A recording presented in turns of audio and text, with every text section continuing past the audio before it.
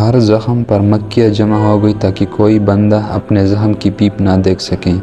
وہ مکھیاں تیرے خیالات اور امید میں ہیں اور وہ تیرے زخم احوال کی تاریخ ہیں۔ بدن و حسن و جمال پر باز کرتا ہے، روح نے اپنے شان و شوکت اور بال پر وہ چھپا رکھا ہے۔ اگر تو پرندوں کی بول بولی تو پرندوں کی دل سے کب واقف ہو سکتا ہے؟ اگر تو بلبل کی چہچہاہٹ بھی سیکھ لے تو کون جانتا ہے کہ وہ پھول سے کہاں گفتگو کرتا ہے؟ اس کا کارساز زندگی میں ہر بندہ دوسروں کی عیبوں پر نگاہیں جمائے ہوئے ہے۔ اے بے وقوف انسان، کبھی اپنے گریبان میں جھانک کر اپنے عیبوں پر غور کر، مجھے اپنا اندر دوسروں سے زیادہ داغدار ملے گا۔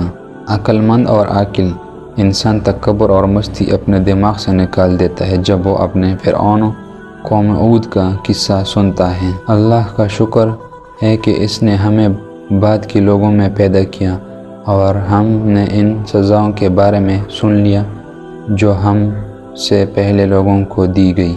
ضد بضد کو خوب واضح کرتا ہے کہ سرکہ کے مقابلے میں شہد واضح ہو جاتا ہے۔ شیر کا پانی اپنے گوبر کو خود صاف نہیں کر سکتا۔ انسان کا علم نفس کی جہالت کو صاف نہیں کر سکتا۔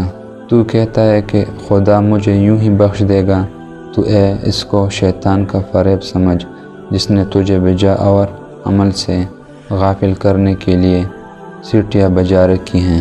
جب تو اپنے عیب زائل نہ ہو جائے، دوسروں کو عیبوں پر انگلی اٹھانا ناانصافی ہے۔ صدق اور یقین زندگی کا سرمایہ ہے۔ اگر دل کی باغ کا ایک اچھا تنکا بھی کم ہو جائے تو عقل مندوں پر ہزاروں غموں و درد چھپے جاتے ہیں۔ روٹی کا لقمہ کھاتے ہوئے روٹی میں سے بال نکل آئے تو سمجھ جاؤ بہت جلدی تم پر رزق کی بارش ہونے والی ہے۔